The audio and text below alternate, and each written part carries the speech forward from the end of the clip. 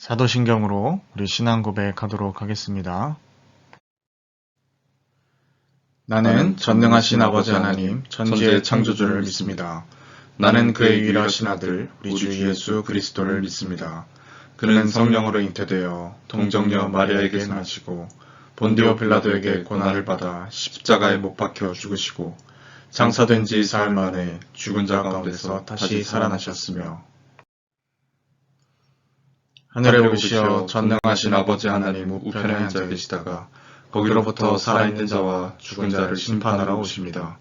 나는 성령을 믿으며 거룩한 공교회와 성도의 교제와 죄를 용서받는 것과 몸의 부활과 영생을 믿습니다. 아멘. 지금부터 주연저로 둘째 주일 예배 하나님 앞에 올려드리도록 하겠습니다.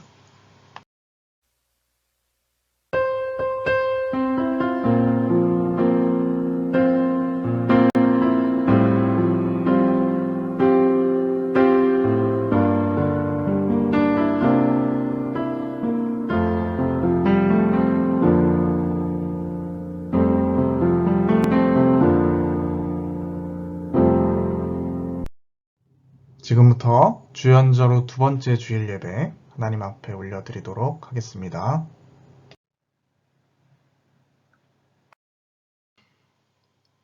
할렐루야. 여호와의 종들아 찬양하라. 여호와의 이름을 찬양하라.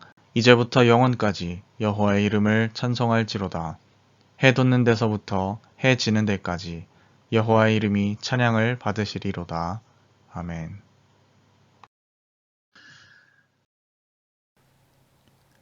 하나님 아버지, 오늘도 복되고 거룩한 주일 주님 전에 나와 예배할 수 있도록 인도하시는 은혜에 감사를 드립니다. 예배하는 이 시간, 이 주연절 둘째 주를 맞아 드리는 저희의 예배를 기뻐 받아주시고 주님께서 현안하신 그 의미를 우리 마음 깊이 더 새기며 주님을 더 깊이 느끼며 만끽하는 그런 예배 순간들 다 될 수 있도록 인도하여 주옵소서. 성삼위 하나님께서만 홀로 영광 받아주실 줄을 믿사오며 이 모든 말씀 예수님의 이름으로 기도드립니다. 아멘. 성시교도 가도록 하겠습니다. 내가 여호와를 기다리고 기다렸더니 귀를 기울이사 나의 부르짖음을 들으셨도다. 나를 기가 막힐 웅덩이와 수렁에서 끌어올리시고 내 발을 반석 위에 두사 내 걸음을 견고하게 하셨도다. 새 노래 곧 우리 하나님께 올릴 찬송을 내 입에 두셨으니 많은 사람이 보고 두려워하여 여호와를 의지하리로다. 여호와를 의지하고 교만한 자와 거짓에 치우치는 자를 돌아보지 아니하는 자는 복이 있도다. 여호와 나의 하나님이여, 주께서 행하신 기적이 많고 우리를 향하신 주의 생각도 많아 누구도 주와 견줄 수가 없나이다. 내가 널리 알려 말하고자 하나 너무 많아 그 수를 셀 수도 없나이다. 나의 하나님이여, 내가 주의 뜻 행하기를 즐기오니 주의 법이 나의 심중에 있나이다. 내가 많은 회중 가운데서 그의 기쁜 소식을 전하였나이다. 여호와여, 내가 내 입술을 닫지 아니할 줄을 주께서 아시나이다. 내가 주의 공의를 내 심중에 숨기지 아니하고 주의 성실과 구원을 선포하였으며 내가 주의 인자와 진리를 많은 회중 가운데서 감추지 아니하였나이다. 여호와여, 주의 긍휼을 내게서 거두지 마시고 주의 인자와 진리로 나를 항상 보호하소서. 아멘. 이 시간 한 주간을 돌아보며 앞에 화면을 참조하셔서 공동으로 낭독하며 드리는 기도의 시간입니다. 함께 낭독하며 기도 올리도록 하겠습니다. 하나님, 이번 한 주도 지켜주시고 그 발걸음을 인도하여 주심에 감사를 드립니다. 하지만 저희는 하나님의 뜻이 무엇인지를 깊이 생각해 보지도 않고 인간의 정욕을 채우기 위해서 살았습니다. 하나님을 사랑하며 이웃을 섬기기보다는 세상 성공만을 추구하는 신앙생활을 하였습니다. 입으로는 주님을 구주라 고백하면서 생활 속에서는 온전히 하나님만 따르는 믿음이 부족했습니다. 성도라 자처하면서도 기쁨의 근거를 이 땅에 두고 욕정과 쾌락만 추구하면서 살아왔습니다.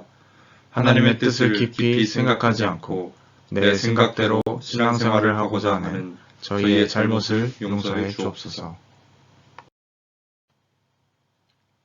이제부터는 내 뜻을 내려놓고 하나님의 뜻을 따라 살아가는 성도가 되게 하여 주옵소서. 예수님의 이름으로 이 고백의 기도를 드립니다. 아멘. 이 시간 한 주간을 돌아보며 참회의 기도를 올려드리고 또 이 예배에 하나님의 은혜가 임하도록 함께 기도하도록 하겠습니다.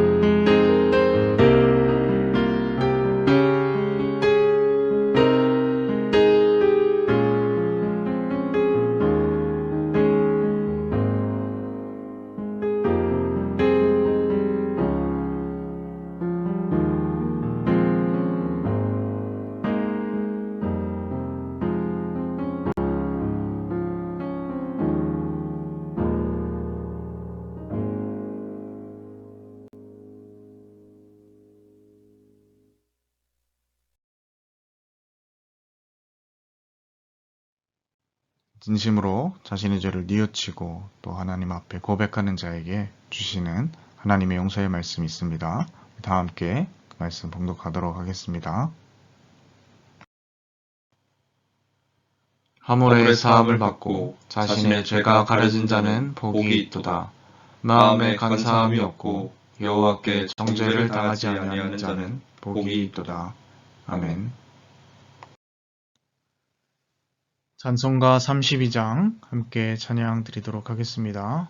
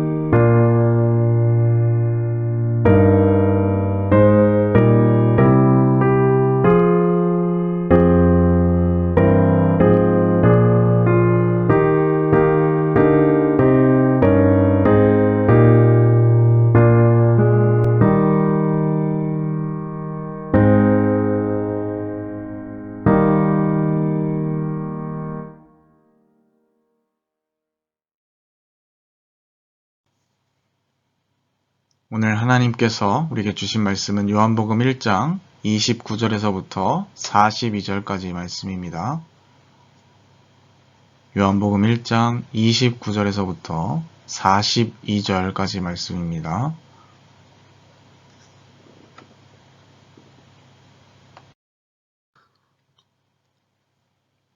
이튿날 요한이 예수께서 자기에게 나아오심을 보고 이르되 보라 세상 죄를 지고 가는 하나님의 어린 양이로다. 내가 전에 말하기를 내 뒤에 오는 사람이 있는데 나보다 앞선 것은 그가 나보다 먼저 계심이라 한 것이 이 사람을 가리킴이라. 나도 그를 알지 못하였으나 내가 와서 물로 세례를 베푸는 것은 그를 이스라엘에 나타내려 함이라 하니라. 요한이 또 증언하여 이르되 내가 봄에 성령이 비둘기같이 하늘로부터 내려와서 그의 위에 머물렀더라. 나도 그를 알지 못하였으나 나를 보내어 물로 세례를 베풀라 하신 그 이가 나에게 말씀하시되 성령이 내려서 누구 위에든지 머무는 것을 보거든 그가 곧 성령으로 세례를 베푸는 이인 줄 알라 하셨기에 내가 보고 그가 하나님의 아들이심을 증언하였노라 하니라. 또 이튿날 요한이 자기 제자 중 두 사람과 함께 섰다가 예수께서 거니심을 보고 말하되 보라 하나님의 어린 양이로다. 두 제자가 그의 말을 듣고 예수를 따르거늘 예수께서 돌이켜 그 따르는 것을 보시고 물어 이르시되 무엇을 구하느냐 이르되 라피여 어디 계시오니까 하니 예수께서 이르시되 와서 보라. 그러므로 그들이 가서 계신 데를 보고 그날 함께 거하니 때가 10시쯤 되었더라. 요한의 말을 듣고 예수를 따르는 두 사람 중에 하나는 시몬 베드로의 형제 안드레라.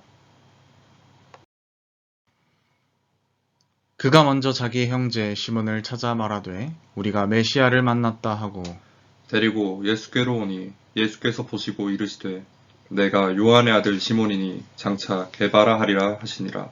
아멘. 아멘. 오늘 보라 거하라 증거하라는 지하의 말씀으로 말씀 나누도록 하겠습니다. 네, 여러분 한 주간도 평안히 잘 지내셨습니까? 벌써 우리가 주연절 둘째 주일을 맞이하고 있습니다. 또 특별히 날씨적으로 보면 이번 한 주는 참 이 지난 겨울과 다르게 급작스럽게 좀 따뜻해진 한 주를 또 맞이하게 된 것 같은데요. 또 간만에 여유를 느낄 수 있었던 그러한 시간이지 않았나 생각이 듭니다. 둘째 주일로서 예배를 드리고 있고 또 지난주에 설명을 드린 바가 있지만 이 주연절이라는 것 그것은 바로 주님께서 현현하신 것, 주님께서 주님으로서 우리에게 나타나신 것을 기념하고 기리는 절기 이렇게 설명을 또 드릴 수 있겠습니다. 주연절할 때 현자라는 것 자체가 누구나 알 수 있도록 분명하게 또 뚜렷하게 드러난다라는 뜻을 가지고 있기 때문이죠. 그래서 주님이신 예수께서 세상에 분명하고 뚜렷하게 나타나셨다. 이것을 우리가 기억하자 이런 절기라고 할 수가 있는 겁니다. 우리가 성탄절에 예수님께서 세상에 태어나신 것을 기념하고 축하합니다마는 그럼에도 불구하고 우리가 주연절을 따로 구분하여서 지키는 이유는 성경에 예수님께서 약 30세경에 하나님의 아들로서 세상에 자신을 공식적으로 나타나셨다라는 그러한 말씀 때문입니다. 그러니까 주현절은 예수께서 주님으로 현현하셨다라는 말과 같이 이제 본격적인 공생의 사역을 시작하신 그 예수님께서 주님으로서 본인을 나타내셨다 이런 말이겠죠. 예수님을 믿는다라는 것이 뭡니까? 예수님께서 내 소원을 이루어 주실 것을 믿거나 아니면 예수 그리스도가 실제 인물, 허구의 인물이 아니라 실존함을 믿는다. 이런 것일까요? 이런 것이 아닐 겁니다. 그런 것은 당연하고요. 성경이 말하는 예수를 믿는다라는 것은 예수가 하나님의 아들이시고 또 그리스도라는 것을 믿는 것입니다. 여러분은 예수께서 하나님의 아들이심을 믿으시나요? 또 그분이 이 땅에 오신 하나님이시라는 것을 믿으십니까? 여러분은 예수가 그리스도, 즉 구원자이시며 여러분의 주인이라는 사실을 믿으십니까? 우리가 요한복음 말씀을 함께 읽었는데요. 요한복음 20장 30절에서부터 31절을 살펴보게 되면 요한복음이 이 책을 지은 목적이자 결론이 명확하게 나옵니다. 오직 이것을 기록함은 너희로 예수께서 하나님의 아들 그리스도이심을 믿게 하려 하며 또 너희로 믿고 그 이름을 힘입어 생명을 얻게 하려 함이니라. 이렇게 기록하고 있습니다. 자, 요한은 예수가 하나님의 아들이고 그리스도이심을 믿게 하려고 이 책을 썼다라고 하는데, 과연 이 책을 정말 다 읽으면 예수님을 하나님의 아들로서 믿을 수 있을까요? 만약에 믿을 수 있다라고 한다면 어떻게 예수님을 하나님의 아들로 믿을 수 있을까요? 주연절에 우리가 찾을 수 있는 이에 대한 첫 번째 대답은 예수님께서 스스로를 하나님의 아들 그리스도로 나타내셨다라는 것입니다. 자, 그런데요, 이처럼 예수께서 세상에 분명하게 자신을 하나님의 아들 그리스도로 나타내셨는데 왜 어떤 사람들은 이것을 믿고 어떤 사람은 이것을 믿지 않는 혹은 믿지 못하는 것일까요? 교회 오래 다녔다라고 해서 이 믿음을 자동적으로 가지게 되는 것도 아닙니다. 교인들 중에서도 예수를 자신의 소원을 이루어 주는 분으로만 믿거나 그가 하나님의 아들 그리스도라는 것은 관심이 없어 하거나 그저 그것은 교리 중에 하나일 뿐이다 라고만 받아들이는 사람들도 적지 않다라는 것입니다. 왜 이럴까? 왜 예수께서 자신을 분명하게 하나님의 아들로 드러내셨음에도 불구하고 그것을 믿는 사람과 믿지 않는 혹은 못하는 사람이 따로 생겨나게 되는 것일까요? 자, 이 성경에 오늘 참 보다라는 단어가 참 많이 나오는데요. 그런데 이 보다라는 이 의미를 더 확장시켜서 나온 동사가 하나 있는데 그것은 바로 알아보다라는 겁니다. 어떤 대상의 가치를 안다라는 것이죠. 안목이라고도 표현할 수 있을 것 같습니다. 예수께서 자신을 하나님의 아들로 드러냈음에도 불구하고 그를 믿는 사람과 그렇지 못한 사람이 생겨나는 것도 이와 같은 이치라고 할 수가 있겠죠. 그 예수님을 알아본 사람은 믿는 자가 되는 것이고요. 그 가치를 여전히 몰라보는 사람은 믿지 못하는 자가 되는 것입니다.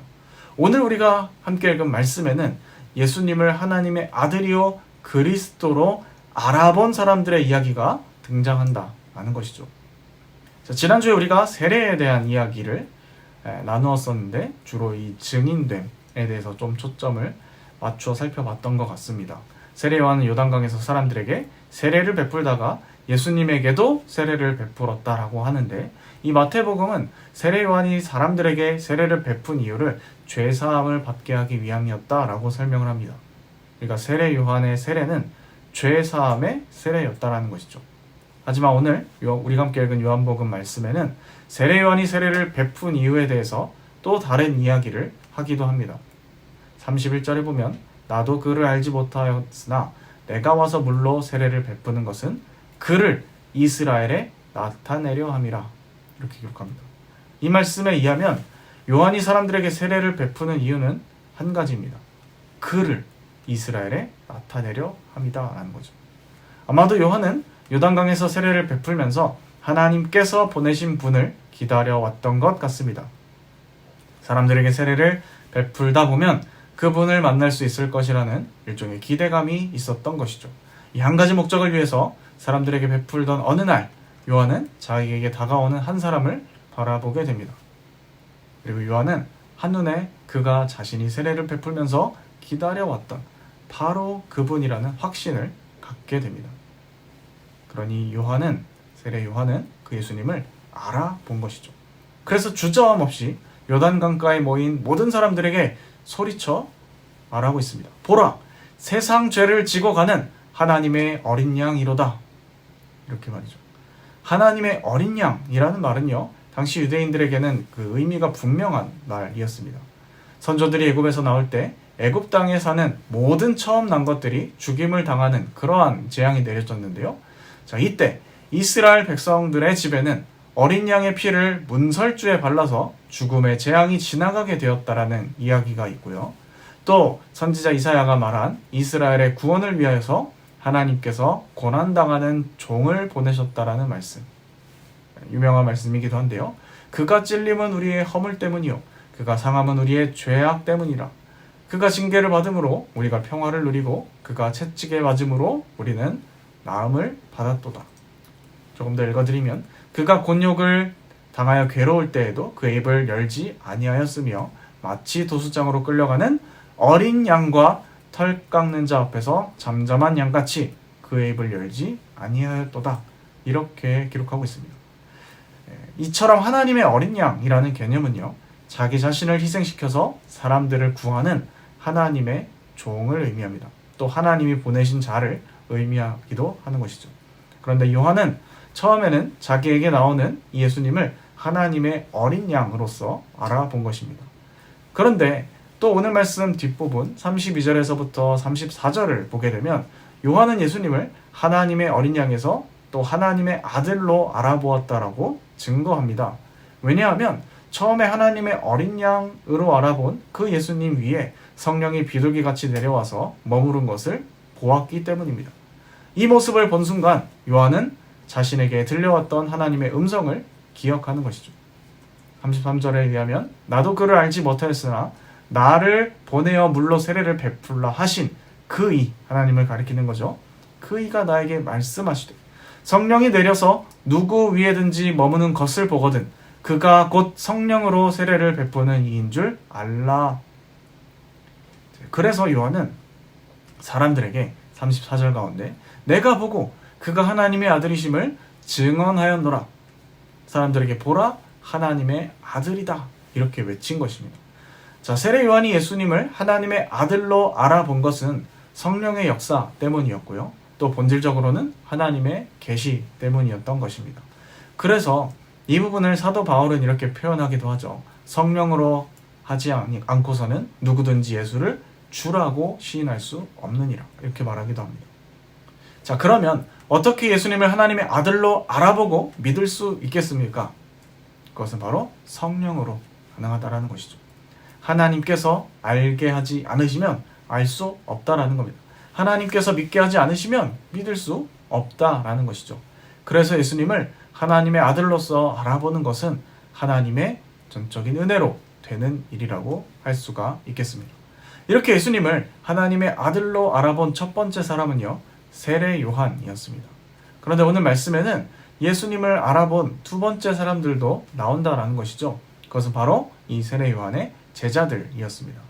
이어지는 말씀을 보면 예수님의 사랑하는 제자, 아마도 이 사랑하는 애 제자는 요한복음의 저자일 가능성이 크다라고 일반적으로 얘기합니다마는 이 애 제자와 또 시몬 베드로의 형제 안드레였습니다.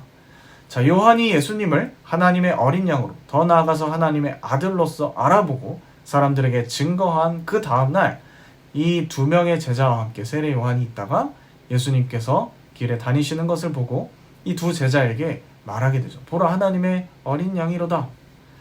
자, 이게 무슨 말입니까? 이제 너희는 나를 따르지 말고 저분 예수를 따라가라라는 뜻을 담고 있는 겁니다.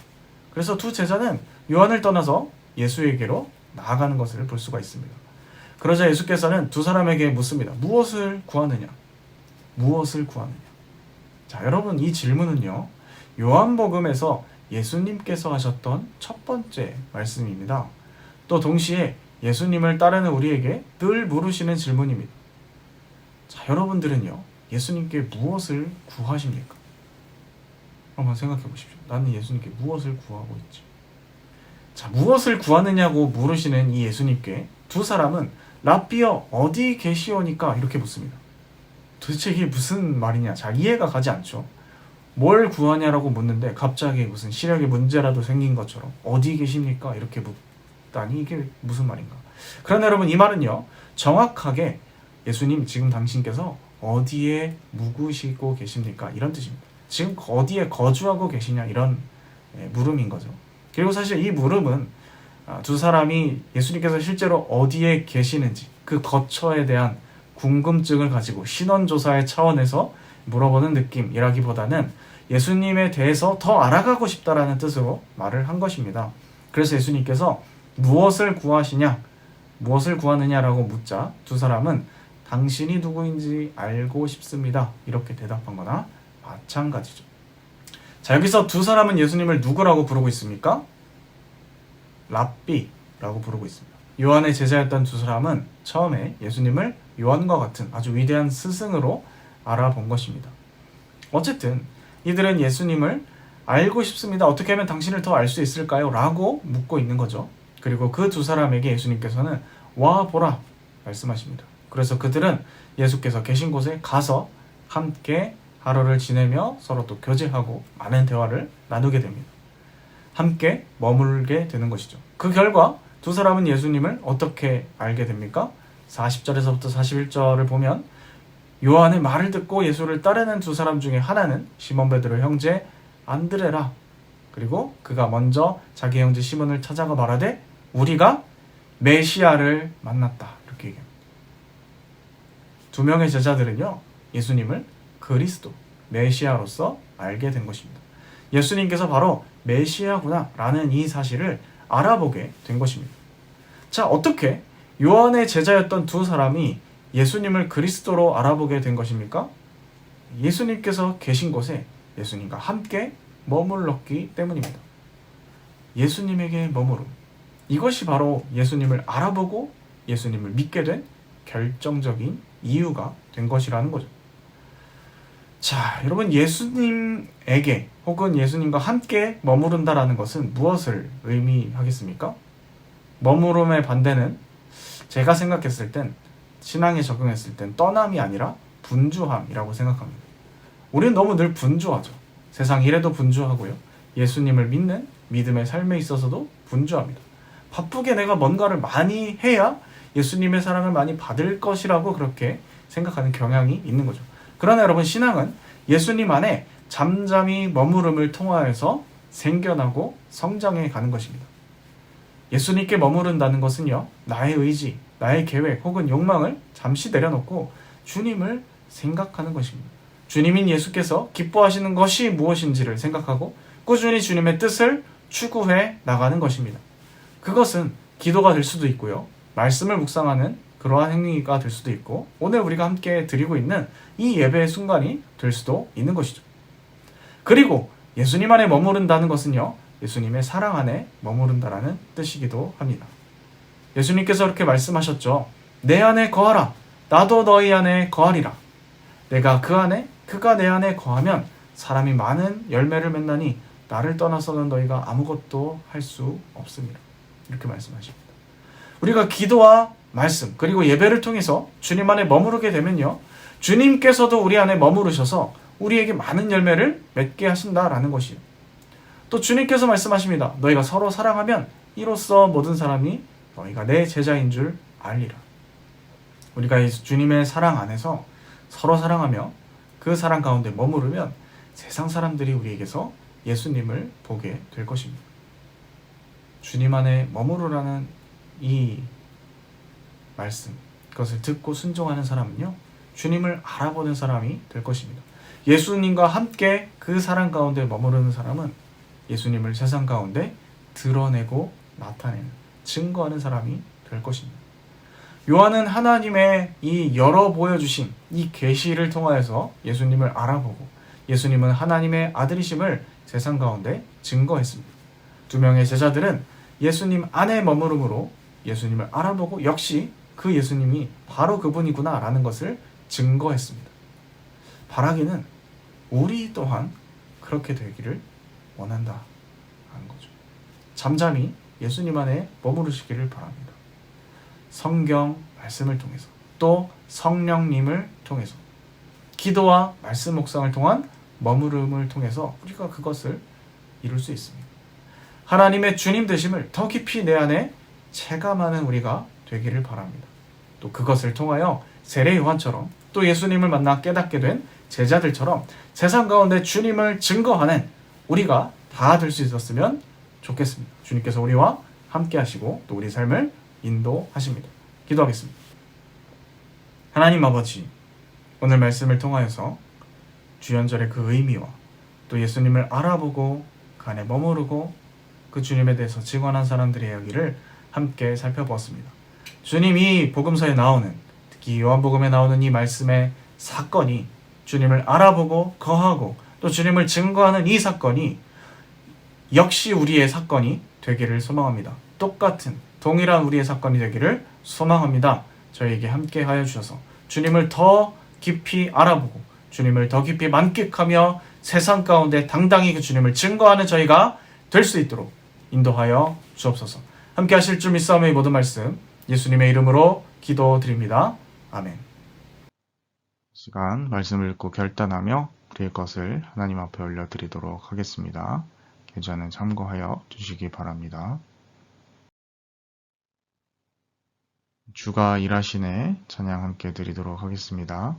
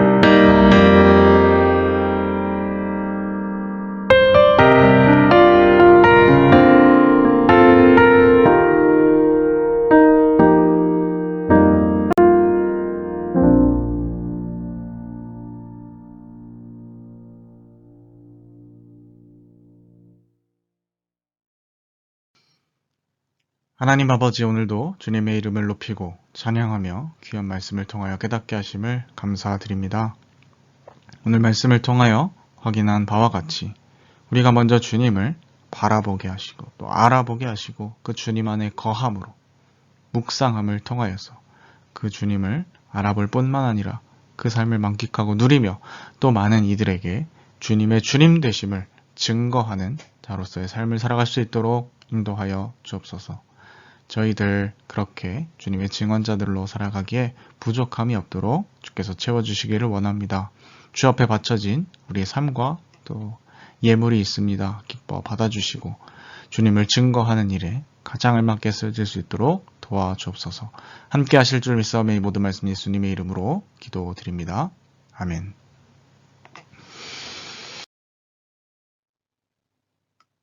축도로 예배 마치도록 하겠습니다. 지금은 우리 구주 예수 그리스도의 은혜와 하나님 아버지의 극진하신 사랑하심과 성령 인도 역사 충만케 하심, 오늘 함께 말씀을 듣고 주님을 쫓아 주님 안에 거하고 주님을 알아보고 더 그 주님을 만끽하며 세상 가운데 주님을 증거하기를 마음속에 다짐하는 주님의 자녀들, 백성들 머리 위에 지금부터 영원까지 함께 하옵시기를 축원하옵나이다. 아멘.